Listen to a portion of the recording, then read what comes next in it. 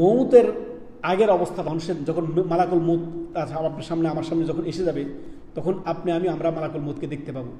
যখন আপনার সামনে এসে যাবে, আপনার মৃত্যুর কিছুক্ষণ আগে যখন মৌতের ফেরেশতা, মৃত্যুর ফেরেশতা আসবে, আমাদের দেশে আজরাইল বলে না, আজরাইল কোরআনে নয়, হাদিসে নয়, কোনো জায়গায় নেই। হাদিসে আসছে মালাকুল মৌত। মালাকুল মৌত ফেরেশতার নাম আসছে। একদল ফেরেশতা আসবে, যদি সৎকর্মশীল ব্যক্তি হয় জান্নাত থেকে রেশমের কাপড় নিয়ে আসবে, আর যদি গুনাহগার ব্যক্তি হয়, পাপিষ্ট হয়, তাহলে জাহান্নাম থেকে যে সালার কাপড় আছে চট নিয়ে আসবে, দুর্গন্ধযুক্ত আপনার কাপড় নিয়ে আসবে। তাকে কি করার জন্য? তার এই রূপ গ্রহণ করার জন্য। আর সৎকর্মশীল হলে জান্নাত থেকে রেশমের কাপড় নিয়ে আসবে, রেশমের কাপড়। সুবহানাল্লাহ। মৃত্যুর আগেই আল্লাহ তাআলা কি বলেছেন? ইন্নাল্লাযীনা ক্বালু রাব্বুনা আল্লাহ। সুবহানাল্লাহ। নিশ্চয় যারা বলেছে আমাদের রবকে আল্লাহ, সুম্মা ইসতাকামু, ওই কথার উপর অবিচল থেকেছে।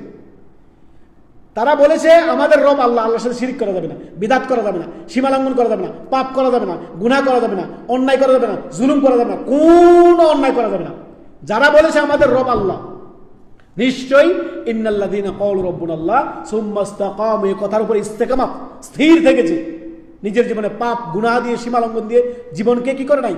আপনার কলুষিত করে নাই। ওই ব্যক্তির জন্য মৃত্যুর আগে ফেরেশতারা সুসংবাদ নিয়ে আসবে।